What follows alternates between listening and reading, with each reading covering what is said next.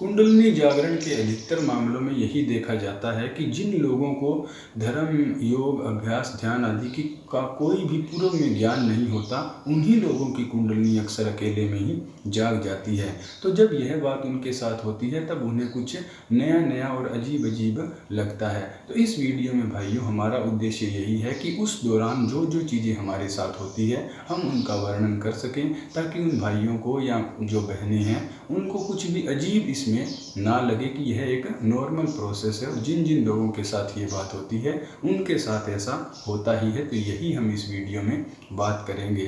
तो सभी देवियों और सज्जनों को नमस्कार, प्रणाम। आप सभी का स्वागत है हमारे इस चैनल पर। इस सीरीज से आगे भी भाइयों जुड़े रहने के लिए आप चैनल को सब्सक्राइब कर सकते हैं और ये वीडियो आपको पसंद आए तो आप इसे बाद में लाइक भी कर सकते हैं। देखिए, पिछली वीडियो में हमने देखा कि एक आध्यात्मिक जागरण है और एक कुंडलिनी का जागरण है। आध्यात्मिक जागरण होने का अर्थ ये नहीं है कि कुंडलिनी शक्ति जो है वह जाग ही गई है। तो उन दोनों में क्या फ़र्क है उसके लिए आप पिछली वीडियो देख सकते हैं। अब हम सीधा देख लेते हैं कि जब कुंडलिनी जागती है तब क्या होता है। इसमें भाइयों समझने वाली बात यह है कि इसमें 2 चरण होते हैं। पहले चरण को तो इसमें हनीमून पीरियड भी कुछ लोग कहते हैं कि नई नई शादी होती है तो कुछ समय हनीमून और बाद में उसके साथ पूरी उम्र के लिए रहना होता है। तो इसमें क्या होता है शुरुआती चरण में कि वह नीचे से उठती है और आपके 7 चक्रों को वह भेदती हुई आपके ऊपर यहाँ इन आज्ञा चक्र और सहस्त्रार चक्रों पर वह जाती है। तो जब वह इन ऊपर के चक्रों पर जाती है तब वह आपको एक इनलाइटनमेंट का एक्सपीरियंस करवा देती है, आपको सत्य का ज्ञान करवा देती है, चाहे वह आत्म साक्षात्कार हो, चाहे वह भगवान का दर्शन हो या किसी भी तरीके से वह आपको एक ऐसा प्रोफाउंड इनलाइटनमेंट का एक्सपीरियंस देती है। तो वहाँ तक उसका पहला चरण हो जाता है। उसके बाद में क्या है कि जो ज्ञान आपको मिला है उसको आपको अपने जीवन के अंदर उतारना है। धीरे धीरे आपके कर्म और संस्कार मिटते हैं और आप एक बिल्कुल प्योर मनुष्य बन जाते हैं। तो उस दौरान जो पहला चरण जो है उसके अंदर क्या है कि उसमें कई लोगों को कुछ लोगों को तो 1-2 सेकंड ही लगते हैं, कुछ लोगों को 1-2 घंटे, कुछ को 1-2 दिन लग सकते हैं। मुझे इसमें 1-1.5 महीना लगा था कि वह नीचे से उठी और ऊपर सारे चक्रों को भेद कर ऊपर गई। कुछ लोगों को इसमें ज़्यादा समय भी लग सकता है। वह अलग अलग आदमी के ऊपर निर्भर करता है कि उसे इसमें कितना उसे समय लगेगा। और उसके बाद में वह एक रूपांतरण की प्रक्रिया जो है वह उसके बाद में चलती है। तो कुछ चीज़ें ऐसी है जो शॉर्ट टर्म के लिए थोड़े समय के लिए होती है और कुछ चीज़ें ऐसी है जो लंबे समय के लिए होती है। तो यहाँ पर हम जिनकी बात करेंगे वह जो शॉर्ट टर्म के अंदर जो होता है कि उस हनीमून पीरियड के दौरान जो होता है उसकी हम यहाँ पर बात करेंगे। और ये लक्षण भाइयों कोई ऐसा नहीं है कि ये इतने ही हैं, इसमें अनेक अनेक लोगों, जितने हम ज़्यादा लोगों से मिलते हैं उतना ही हम ज़्यादा जान पाते हैं कि कैसी कैसी घटनाएं लोगों के साथ होती हैं। लेकिन अभी मैं जो बातें आपको बताऊंगा अगर आप ध्यान से देखेंगे तो आप अपने बुद्धि विवेक का इस्तेमाल करके जान सकते हैं कि इन सभी से रिलेटेड कुछ ऐसा ही हो रहा है, तो आप उसको इसी श्रेणी के अंदर रख सकते हैं। तो चलिए भाइयों शुरू कर देते हैं इसको। सबसे पहले हम शारीरिक रूप से देख लेते हैं कि शरीर के अंदर क्या होता है। देखिए, जब यह शक्ति जागती है तो यह बिल्कुल एक डॉक्टर की तरह आपके शरीर का चेकअप करती है। यह आपके शरीर के सारे पार्ट्स के अंदर जाती है और उनको यह एक एक करके चेक करती है कि कहाँ पर क्या खराबी है। तो इस दौरान क्या है कि आपको कहीं पर शरीर के किसी हिस्से में दर्द भी हो सकता है, क्योंकि कोई एनर्जी रुकी हुई है, कोई ब्लॉकेज है, तो उसकी वजह से जो है दर्द हो सकता है। आपके शरीर के सभी सिस्टम जैसे पाचन तंत्र हो गया, ये आपका सांस लेने वाला रेस्पिरेटरी सिस्टम या रिप्रोडक्टिव सिस्टम, या यह आपके शरीर के हर अंग को जाकर देखती है। तो इस दौरान कोई आपको पुरानी बीमारी हो तो वह भी सामने उभर कर आ सकती है। पुरानी बीमारी को यह ठीक करती है उतना ही जितना इसे ऊपर जाने के लिए चाहिए। यह अपना ऊपर जाने का रास्ता बनाती है, तो इसके लिए वह उस बीमारी को थोड़ा तो ठीक करती है जितनी ज़रूरत है, लेकिन बाद में यह पूरी ज़िंदगी उसे धीरे धीरे ठीक करने का काम यह बाद में करती है। एक बार यह जो है थोड़ा सा करती है। तो इसके अलावा भाइयों कुछ फुंसियाँ वगैरह भी आपको हो सकती है, क्योंकि शरीर में से जो टॉक्सिन गंदगी वगैरह निकलेंगी तो उससे क्या है कि फफोले फुंसियाँ वगैरह हो सकती है। और ये सिर के हिस्से में ज़्यादातर होता है, यहाँ कहीं भी आपको कुछ फुंसियाँ वगैरह हो सकती है। आँखों से आपको कुछ टिमटिमाहट सी दिखाई दे सकती है, जैसे कि हम आँखों से देख रहे हैं, और कुछ स्ट्रक्चर से जैसे कुछ DNA टाइप के कुछ ऐसे ऐसे कण से हमें हवा में दिखाई देने लग जाते हैं, अजीब से एनर्जी के कण से। लेकिन वो असल में क्या है कि आंख के लेंस के आगे कुछ केमिकल या कुछ पेप्टाइड वगैरह आने की वजह से वो दिखते हैं। वो नॉर्मल लोगों को भी दिख सकते हैं, लेकिन कुंडलिनी जब जागती है तो ये घटना भी लोगों के साथ देखी जाती है। इसके अलावा आपके सर में दर्द रह सकता है, क्योंकि वह दोबारा से आपके सर की रीवायरिंग आपके ब्रेन की हो रही है। इस दौरान बहुत सा आलस्य भी आपको रह सकता है कि आदमी को जैसे कुछ काम करने का दिल ही नहीं कर रहा। तो ये सब शारीरिक रूप से है। अब हम ऊर्जा के रूप में देख लेते हैं कि ऊर्जा के रूप से हमारे साथ क्या होता है। तो इसमें क्या है कि भाइयों, आपको अपने शरीर के अंदर एक नई ऊर्जा महसूस होती है जो आपने अपने जीवन में पहले कभी महसूस नहीं की। यह जो नई ऊर्जा आई है, यह प्राण की शक्ति है। प्राण की मूलभूत शक्ति आपके अंदर बहने लगी है, तो आपको सब नया नया सा लगेगा।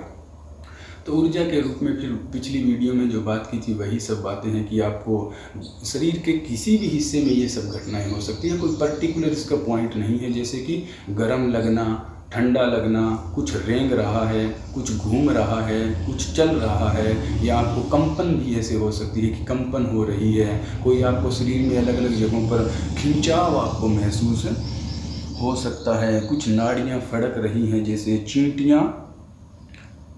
चींटियाँ चलने की भी यहाँ पर घटना होती है। और ऐसे भी कई बार लगता है कि कोई जो है हमें छू कर हमें जो है चला गया हो। इसके अलावा जो अलग अलग चक्कर है वो भी हमें घूमते हुए महसूस होते हैं। कुछ इनवॉलेंट्री मूवमेंट, अपने आप ही हाथ हिल रही हैं, पैर हिल रही हैं, गर्दन इधर से उधर जा रही है, ये घटनाएं भी होती है। कुछ लोगों में तो इतनी एनर्जी ज़्यादा आ जाती है कि हम आधी आधी रात को उठकर लोग डांस करने लग जाते हैं। ये तो मेरे साथ भी हुआ था। और अनेक अनेक तरह के प्राणायाम आपसे अपने आप ही होते हैं। आसन भी, आप योगासन वगैरह भी अपने आप होते हैं। तरह तरह की जो मुद्राएं हैं वह भी आपके साथ होती है। बेसिकली होता क्या है कि जो ऊर्जा है वह आपके शरीर में हर जगह पर चलने लग गई है। तो उस ऊर्जा के चलने की वजह से ये जो अलग अलग क्रियाएं हैं ये आपके साथ होती है। कुछ लोगों को जैसे कि कोई चार्जर वगैरह कोई लगा हुआ है या इलेक्ट्रिसिटी कहीं भी कोई आसपास चल रही है, तो कुछ लोग उसे भी महसूस करना शुरू कर देते हैं जो पास में उनके इलेक्ट्रिसिटी चल रही है। लेकिन मुझे नहीं लगता कि प्राण की शक्ति का इलेक्ट्रिसिटी से कोई संबंध है, लेकिन लोग ऐसा बता देते हैं। इसके अलावा जो आप जिस वाइब्रेशन, जिस फ्रीक्वेंसी, जिस एनर्जी के लेवल पर आप रह रहे हैं, आपका जो लेवल है वह एकदम ही काफ़ी ज़्यादा आपका लेवल हो जाता है। तो इसमें क्या है कि आप दूसरों की एनर्जियों को भी फिर देखना शुरू कर देते हैं। देखना इन आंखों से नहीं, मतलब कि आप सामने वाले आदमी की भी एनर्जी को महसूस कर सकते हैं। आप में इतना होश आ जाता है कि आप उसके चेहरे के भावों को पढ़कर ये बता सकते हैं कि वह कैसा महसूस कर रहा होगा, और इसे आंखों से एनर्जी नहीं देखी जाती। और इसके अलावा इंटेंस इमोशन आपके अंदर आ सकते हैं कि बहुत ज़्यादा ही सुखी, बहुत ज़्यादा हंस रहे हैं, बहुत ज़्यादा रो रहे हैं। तो ये जो अंदर से ये जो चीज़ें हैं यह भी निकल कर आती हैं। तो ऊर्जा के रूप में भाइयों कुछ इसी तरह से होता है। अब मानसिक रूप से क्या होता है वह भी हम यहाँ पर देख लेते हैं। मानसिक रूप से यह है कि आपका जो है आध्यात्मिक बातों में, यानी कि आत्मा क्या है, परमात्मा क्या है, या ये कुंडलिनी शक्ति क्या है, इन बातों की तरफ आपकी एक तीव्र जिज्ञासा आपके अंदर हो जाती है। क्योंकि आज तक आपने ज़िंदगी में कभी भी इन चीज़ों के ऊपर गौर नहीं की। अब एकदम से ही आपको अनुभव हुआ, तो आप अब इन सब चीज़ों के बारे में जानना चाहते हैं कि ये क्या चीज़ें हैं और कैसे काम करती है। तो बड़ी ही तेज़ जिज्ञासा होती है। और जो भी आपने आज तक आपके अंदर जो विश्वास है, जो मान्यताएं हैं, जो धारणाएं आपने जो बिलीफ सिस्टम बना रखा है किसी भी चीज़ के बारे में, कि किसी ने आपको बचपन में कुछ कह दिया कि ये ऐसे होता है, आपने मान लिया और वो आपके दिमाग में बैठ गया, या बड़े होने पर भी आप बहुत सी चीज़ों को मान लेते हैं। लेकिन इस दौरान क्या होता है कि हर एक उस चीज़ पर एक प्रश्नवाचक चिन्ह लग जाता है। अब आप किसी की भी बात मानते नहीं हैं कि किसी ने कहा था इसलिए मैं मान रहा हूँ। आप हर चीज़ को खुद से खुद से एक्सपीरियंस करना चाहते हैं। तो पुराने जो भी मान्यताएं, विश्वास है, वह सब आपके ख़त्म इस दौरान हो जाएंगे। सोशल डिस्टेंसिंग भी इसमें होता है, क्योंकि जब ये घटना होती है तब आप ज़्यादा से ज़्यादा अपने अंदर की ओर देखना चाहते हैं। तो आप कुछ समय के लिए ऐसा हो सकता है कि आप लोगों से भी थोड़ा कट जाएं। आपको एक नए किस्म का एक आनंद सा अपने अंदर महसूस होगा। तो जब वह नया आनंद आपको महसूस होगा, तो जो आपकी पुरानी आदतें हैं, जो पुरानी चीज़ें हैं, या जो पुराने लोग जिनसे आप मिलते जुलते थे, उनसे भी आप जो है थोड़ा दूर हो जाएंगे, वह भी आपसे छूटने लग जाएंगे। आपका जो ध्यान है वह अपने आप ही लगने लगेगा, यानी कि आप चलते फिरते भी हर चीज़ को बड़े ही ध्यान से देख रहे हैं। एक नए किस्म का होश आपके अंदर आ जाता है। और मस्तिष्क के अंदर भी कुछ घटनाएं होती है। आपको अजीबोगरीब सपने आ सकते हैं, ल्यूसिड ड्रीम उन्हें कहते हैं। अजीबोगरीब आपको सपने आ सकते हैं। इसके अलावा जो आपका ये लेफ्ट ब्रेन है, यानी कि कॉन्शियस ब्रेन, और ये राइट ब्रेन जो आपका सब कॉन्शियस ब्रेन, इसे अगर पुरानी भाषा में या धार्मिक दृष्टि से कहा जाए तो ये आपका जो शक्ति का पार्ट है, यानी कि जो मेमोरी का पार्ट है, और ये आपका चैतन्य का जो हिस्सा है, यानी कि शिव का जो पार्ट है, ये दोनों आपस में मिलना शुरू कर देते हैं। और ये सिर्फ विचारों के लेवल पर नहीं होता, फिजिकली आप इस चीज़ को महसूस करते हैं कि इस तरफ कुछ खुल रहा है, ये दिमाग लगातार खुलता जा रहा है और ये आपस में मिलते जा रहे हैं। यानी कि जो आपके पैटर्न है, जो आपका सोचने का तरीका है, उन सब में बदलाव आता है और आपके दिमाग की एक रीवायरिंग होती है, क्योंकि जो नया नया ज्ञान आ रहा है उसके मुताबिक दिमाग अपने आप को डालता है। देवी देवताओं के दर्शन भी यहाँ पर आपको हो सकते हैं, अलग अलग देवी देवताओं के। कुछ लोगों को नंबर वगैरह भी दिखाई दे सकते हैं, जैसे 11, 22, 111, इस प्रकार से। इसका कारण ये है कि हो सकता है नंबर तो हमें पहले भी दिखाई देते हों, लेकिन अब हमारा दिमाग उन चीज़ों को ज़्यादा गौर उस चीज़ पर करने लगता है, इसलिए हमें लगता है कि हमें नंबर वगैरह भी ज़्यादा दिखाई दे रहे हैं।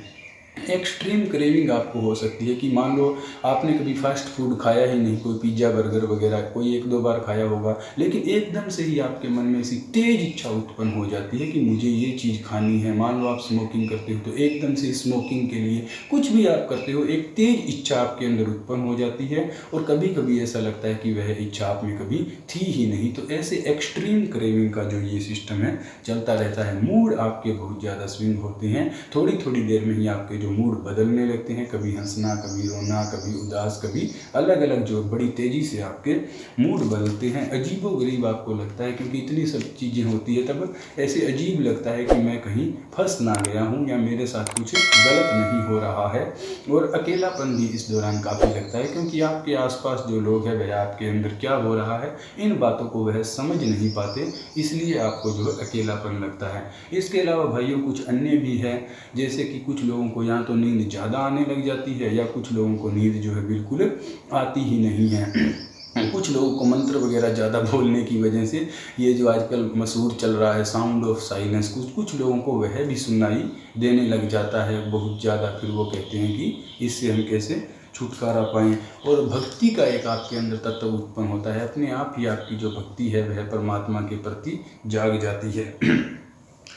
और ऐसा लगता है कि किसी का बुरा नहीं करना है, सब अच्छे हैं, इस प्रकार से दया करुणा की भावना आपके अंदर आती है। आप जो खा पी रहे हैं उसके ऊपर आपका ध्यान बढ़ जाता है कि मैं क्या खा रहा हूँ, क्या नहीं खा रहा हूँ। तो ये भाइयों कुछ लक्षण हैं। इसके अंदर कुछ अन्य भी हो सकते हैं, लेकिन जो मुझे मोटे मोटे लगे, जो मेरे साथ खुद हुए और मैंने जो रिसर्च की उसके अनुसार मैंने आपको बता दिया। इसमें यही है कि इसमें कोई घबराने की बात नहीं है। ये सब चीज़ें थोड़े थोड़े समय के लिए होती है, और बाद में इनमें से कुछ चीज़ें रुक जाती है और कुछ चीज़ें आपके लिए नॉर्मल हो जाती है कि वह फिर हर रोज़ ही होती है, तो उसमें कोई घबराने की बात नहीं है।